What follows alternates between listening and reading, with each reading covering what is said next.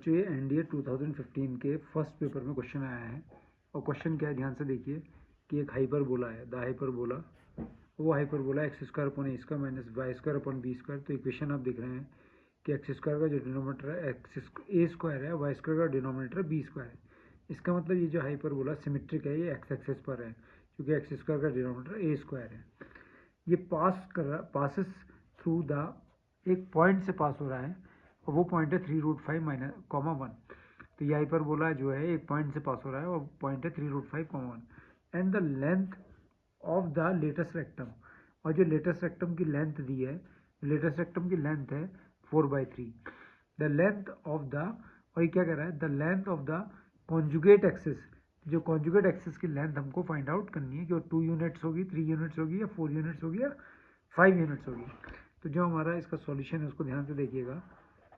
तो सॉल्यूशन हमारा क्या है, जो इक्वेशन ऑफ हाइपरबोला है वो x square upon a square minus y square upon b square equal to 1। और ये एक पॉइंट है, पॉइंट क्या है 3√5 कॉमा 1, 3√5 कॉमा 1 से ये पास कर हो रहा है।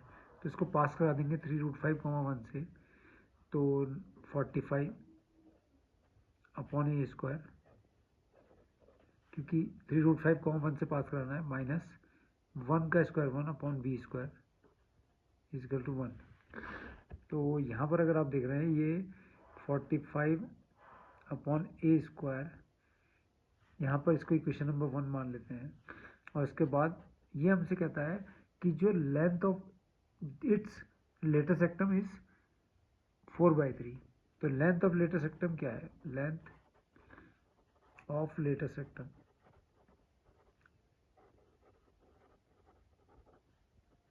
इज 4/3। तो ये 4/3 है। तो लेंथ ऑफ लेटेस्ट सेक्टम जो होता है वो होता है 2b स्क्वायर अपॉन ए 4/3। तो 2 से इसको हमने कैंसिल कर दिया, तो 2 2 जा 4। तो बी स्क्वायर इजिकल्स टू आ गया 2a/3। तो बी स्क्वायर की वैल्यू 2a/3 आ गई। अब इस बी स्क्वायर को, या ए की वैल्यू हम क्या लिख सकते हैं, 3b square upon 3b square equal to 2a, या a equal to 3b square by 2।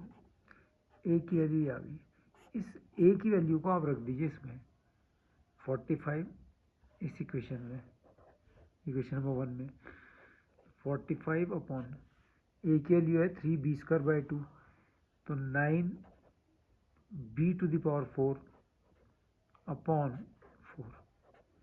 क्योंकि ए की वैल्यू 3b स्क्वायर अपॉन 2 है, इसका स्क्वायर करेंगे तो ए का स्क्वायर, ये ए स्क्वायर है 45 के नीचे, तो 9b to the power 4 upon 4 minus 1 upon b square is equal to 1। तो यहाँ पर आप देख रहे हैं 9 5 जा 45। अब ये 4 कहाँ जाएगा ऊपर, तो 20 upon b to the power 4 minus 1 upon b square is equal to 1। तो यहाँ पर LCM b to the power 4 आ गया। तो 20 minus b square is equal to 1। तो 20 minus b square is equal to b to the power 4। तो ये equation बन गई b to the power 4 plus b square minus 20 is equal to 0। अब आपको क्या करना है कि इस इक्वेशन को आप सॉल्व कर लीजिए। तो सॉल्व करते हैं, तो b to the power 4 plus 5b square minus 4b square minus 20 is equal to 0। B square common, तो b square plus 5 minus 4 common, तो b square plus 5 is equal to 0। और बी स्क्वायर प्लस 5 कॉमन, तो b square minus 4 is equal to 0। तो b square plus 5 is equal to 0 और b square minus 4 is equal to 0। तो b square is equal to minus 5, b is equal to root के अंदर minus 5। तो ये तो कैसी वैल्यू होगी बच्चों, इमेजिनरी होगी, काल्पनिक होगी। ठीक है, इधर आ जाइए। तो यहाँ पर आप देख रहे होंगे कि b square is equal to 4, तो बी इज इक्वल टू कितना आ गया 2, बी इज इक्वल टू 2 आ गया। अब हमें फाइंड आउट क्या करना है, ये फाइंड आउट करना है the length of the conjugate axis. तो कॉन्जुगेट एक्सिस की लेंथ बतानी है, तो लेंथ ऑफ द